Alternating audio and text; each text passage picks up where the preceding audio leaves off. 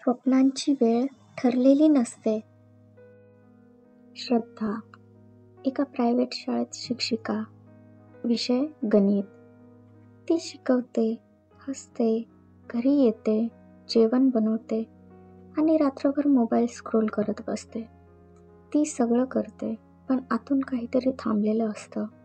जणू एक आवाज तिला सतत विचारतो, हेच का होतं मला करायचं? कॉलेजमध्ये श्रद्धा कविताच लिहायची, मंचावर बोलायची, वक्तृत्व स्पर्धांमध्ये अव्वल असायची. 3 वेळा राज्यस्तरावर तिने पारितोषिकही जिंकली होती. पण वडील गेल्यावर घराची जबाबदारी तिच्यावर आली. कविता राहिल्या वहीत आणि ती राहिली वर्गाच्या पांढऱ्या फळ्यावर. एका रात्री तिचा मुलगा 7 वर्षांचा रिद्धीश गाणं म्हणत होता. श्रद्धा हसून त्याचं कौतुक करत होती. मुलगा म्हणाला, आई तू कधी गात नाहीस, तुझा आवाज खूप गोड आहे. ती काहीच बोलली नाही, फक्त त्याच्या केसातून हात फिरवला.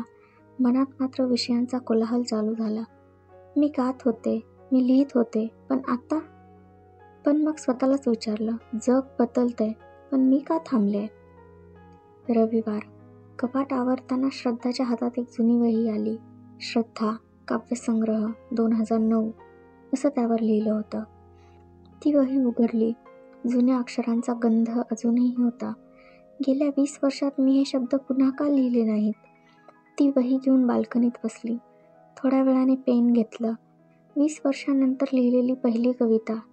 शब्द थांबले होते, मी नाही. श्वास थांबला होता, फक्त गीत चुकलं होतं. श्रद्धा हसली. तिचं आतलं काहीतरी हललं होतं, नव्याने, संपूर्णपणे. एका रात्री तिने एक कविता फेसबुकवर टाकली. फोटो नव्हता, हॅशटॅग नव्हते, फक्त कविता. कितीदा गोंधळतो मी स्वतःच्या सावलीत, पण अजूनही प्रकाश येतो जर डोळे उघडे असतील तर. 2 लाईक, 1 कमेंट. तिची कॉलेजची मैत्रीण. श्रद्धा तू अजून लिहितेस? इतकी छान. लिहित राहा ग. श्रद्धाच्या डोळ्यात पाणी आलं. 2 लाईक खूप होते, कारण हे तिच्या आतल्या श्रद्धेसाठी होते. त्या श्रद्धेसाठी जी अदृश्य झाली होती. श्रद्धा दर आठवड्याला एक कविता टाकू लागली. कधी फेसबुकवर, कधी इंस्टाग्रामवर, कधी स्वतःसाठी, कधी इतरांसाठी. एकदा एका जुन्या ओळखीने कमेंट केली, तू ओपन मिकमध्ये का येत नाहीस? आपल्या भागात एका कॅफेमध्ये पोएट्री नाईट असते. श्रद्धा 2 दिवस विचार करत राहिली. तिच्या मनाचे दरवाजे उघडले गेले, पण पाय थोडेच पाठी होते. तरीसुद्धा तिने नाव नोंदवलं. शनिवारी संध्याकाळी ती तिथे पोहोचली. छोटं स्टेज, 25 लोक, सगळेजण नवे. श्रद्धाच्या हातात कागद थरथरत होता. आवाज गोंधळलेला, पण ती उभी राहिली. ती पहिली ओळ वाचू लागली. मी शब्द नंतर लिहिले, पण धडधड आधीपासून होती. पहिल्या 3 वाक्यांनंतर सगळं बदललं. तिचा आवाज शांत झाला. तिचे डोळे नाजूक पण ठाम होते. शेवटची ओळ म्हणाली, मी कविता नाही, मी परत आहे. लोक टाळ्या देत होते, पण श्रद्धाला आतून काहीतरी गवसलेलं होतं. ती परतली होती स्वतःजवळ. त्यानंतर तिचा प्रवास सुरू झाला. ती अजूनही शाळेत शिकवते, पण आता तिच्या वर्गात पांढऱ्या फळ्यावर कधी कविता येतात. विद्यार्थी तिला विचारतात, मॅडम तुमचं इंस्टाग्राम आहे का? ती दर रविवारी एक कविता पोस्ट करत असते. कधी एकटा जगणाऱ्या तरुणासाठी, कधी विसरलेल्या आईसाठी, कधी स्वतःसाठी. एका दिवशी तिला एका शाळेतून बोलावणं आलं. मुलींना प्रेरणादायक भाषण हवं आहे. आम्हाला वाटतं तुम्ही योग्य आहात.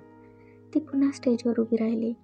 यावेळी शिकवायला नव्हे, तर जगायला शिकवायला. तिने शेवटी सांगितले, स्वप्न ही वेळ मागून येत नाहीत. ती दररोज तुमच्याकडे पाहतात आणि विचारतात, तू आज सुरू करणार का?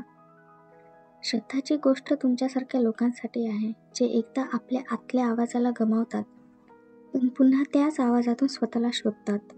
तुमचं वय, जबाबदाऱ्या, आयुष्याची अडचण, या सगळ्या गोष्टीला उशीर झाला असं वाटू शकतं, पण जगायला, लिहायला, बोलायला, गाण्यासाठी कधीच उशीर नसतो. स्वतःला शोधण्याची वेळ ठरलेली नसते, पण ती वेळ आपणच ठरवतो, जेव्हा आपण सुरू करतो. कथा समाप्त, पण प्रवास अजूनही चालू आहे.